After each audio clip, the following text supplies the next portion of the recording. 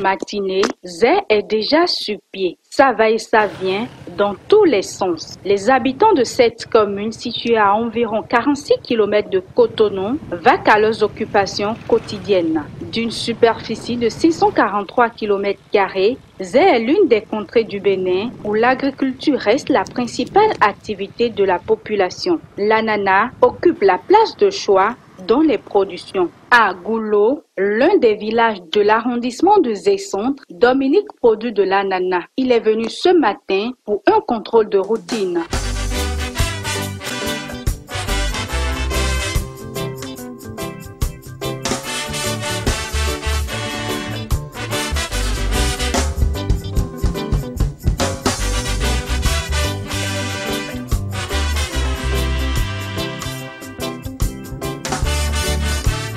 Dominique a la particularité d'être aussi un enseignant aspirant. J'ai fait l'université et après avoir fini la 3e année, je suis allé faire l'école normale d'instituteur, Eni Debout. Je suis aujourd'hui suppléant, les enseignants qu'on appelle les aspirants sur le terrain. J'ai fait 2 ans dans une école privée. Après avoir fait 2 ans là, je me suis dit le meilleur emploi est celui que l'on crée soi-même.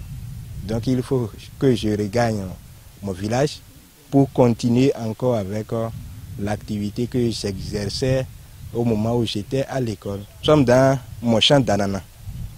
Après ce champ, je cultive encore le manioc, je cultive également le maïs, je cultive un peu des produits maraîchers. Le champ et l'enseignement, ce n'est pas facile, mais ce n'est pas aussi difficile. Parce que au moment où je suis à l'école, je sollicite des ouvriers qui viennent travailler pour moi au champ. Et le soir, si je reviens de l'école, je viens les voir au champ pour voir ce qu'ils ont fait et je les satisfais. Comme Dominique, Isaac est également professeur d'anglais aspirant au secondaire. Il est aussi un passionné des chants qu'il concilie à l'enseignement. Celui-ci, Modeste, aussi tisse sa pitance du sol. Contrairement aux 2 premiers, Modeste a abandonné la craie pour la terre. Je suis un ex-professeur d'espagnol. Si je dis S, c'est parce que depuis il y a de cela près de 8 ans, j'ai fini avec ma année de maîtrise. Après ça, je suis vaqué à l'enseignement.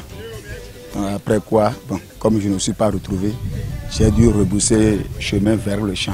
Donc actuellement, je veux dire que je suis dans les travaux champêtres. Bien qu'étant être né d'une famille intellectuelle, mon vieux c'est un inspecteur d'école, mais le champ est né à moi. Je me vois plus dedans qu'autre fonction.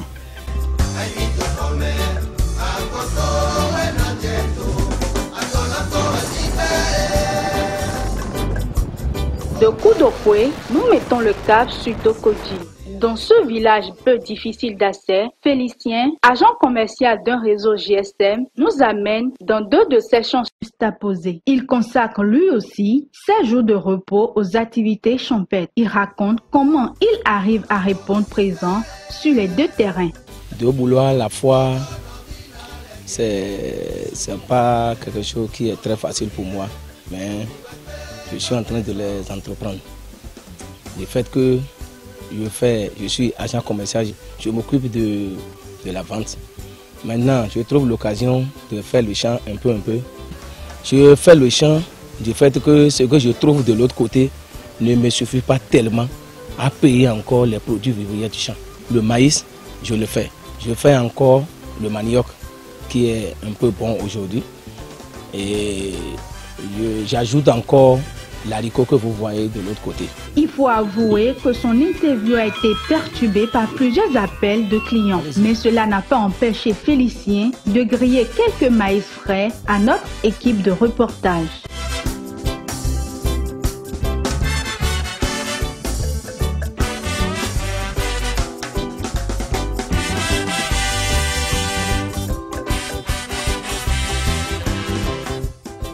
De nos jours, ils sont plusieurs jeunes diplômés à espérer une fonction publique. Mais ces jeunes de Zé rencontrés trouvent leur bonheur dans les travaux champêtres au regard de leur réalisation. À mon actif, j'ai des champs. que j'ai acheté sur fonds propres. À mon actif, j'ai une maison construite, j'ai des projets, j'ai fait de longues études qui n'auraient pas été possibles sans les recettes que j'ai eues dans le champ. J'ai fait l'école normale supérieure où j'ai obtenu mon CAPES, ce n'est pas rien. Plus tard, j'ai fait mon DEA en études anglophones à l'école doctorale d'Abou-Clavi. Ce n'est pas rien. On vous dira que c'est des centaines de milliers qu'on paie. Je n'ai pas un parent qui me finance. J'essaye de faire ces produits agricoles, lesquels me donnent de l'argent qui m'aident à financer mes études. J'ai pu aujourd'hui faire assez de briques pour pouvoir faire une construction à la maison. C'est grâce au champ de la main. Être dans l'administration, oui. Bon. Je veux dire que c'est aussi un truchement. Mais moi, à évaluer les deux, je me vois plus autonome ici que dans une fonction publique où tu vas à 7 h pour sortir à 18 h et attendre quelque chose de l'État quand ça ne vient pas. Ici maintenant, je suis autonome. Quand je vends, je sais depuis 5 ans ce que j'ai déjà réalisé. J'ai plus de 2 hectares d'ananas. J'ai au moins un hectare que j'ai déjà aumôné. J'ai encore des plantations qui sont en cours de saclage. Après ça, je me suis acheté un terrain propre à moi-même, au moins aussi un hectare que j'ai planté du palmier sélectionné là-dessus. Ce que j'ai aussi un carré que bientôt je vais construire quand je vais vendre mon ananas. Je vais vous dire aujourd'hui que je n'ai pas encore payé un grand terrain, mais si à peine 1 hectare, j'ai déjà payé. Et si nous allons rentrer dans la ville là-bas, par la grâce de Dieu, j'ai déjà payé 2 carrés, déjà loti, que je suis en train de faire le programme maintenant pour la construction. Pour ceux qui cumulent l'enseignement et l'agriculture, le regard d'autrui et surtout de leurs apprenants ne les complaise pas. Au contraire. C'est une fierté pour moi parce que si mes apprenants me voient comme ça, ils sont d'abord fiers. Ça motive les enfants et les enfants disent « Ah, donc en allant à l'école, on peut aussi faire autre activité. Voilà notre maître.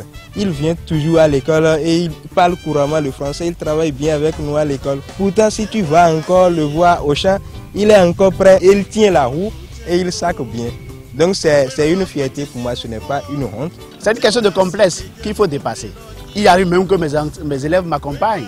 Ils sont pour la plupart mes ouvriers. Quand ces mêmes élèves qui vous voient en rayon, déjà tout à fait le soir vous voient dans votre voiture ou déjà voir vos réalisations dans la société, eh bien ils savent qu'il faut concilier les deux. Et c'est ça le mot du chef de l'État.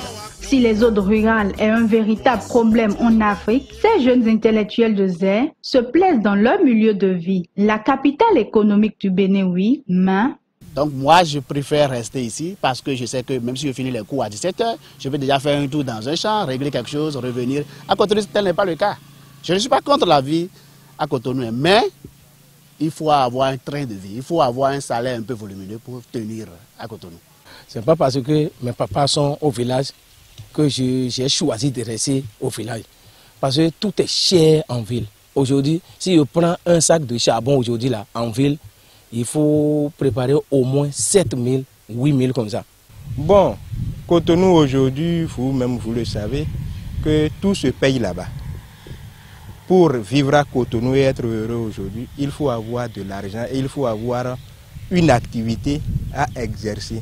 Moi, je n'ai pas une activité qui peut me permettre de rester à Cotonou pour vivre. C'est pourquoi j'ai jugé bon de rester dans ma localité pour faire ce que je peux faire pour trouver de l'argent pour subvenir à mes besoins. Face au problème de chômage de la jeunesse, Modeste, Félicien, Isaac et Dominique ont invité d'autres jeunes à leur emboîter les pas ou à entreprendre que d'attendre une éventuelle fonction publique. Et tout le monde n'est pas appelé à faire la fonction publique. Donc il faut que la jeunesse béninoise prenne conscience et sache que moi-même, je peux déjà entreprendre quelque chose. Moi, aujourd'hui, je fais le champ. Mais d'autres jeunes peuvent dire, moi, j'ai choisi de produire les savons, de faire le savon. Je veux faire telle chose, je veux entreprendre telle chose, je veux entreprendre telle chose. On ne va pas à l'école pour devenir fonctionnaire. On ne va pas à l'école, les diplômes ne nous garantissent pas l'argent, ne nous garantissent pas un emploi.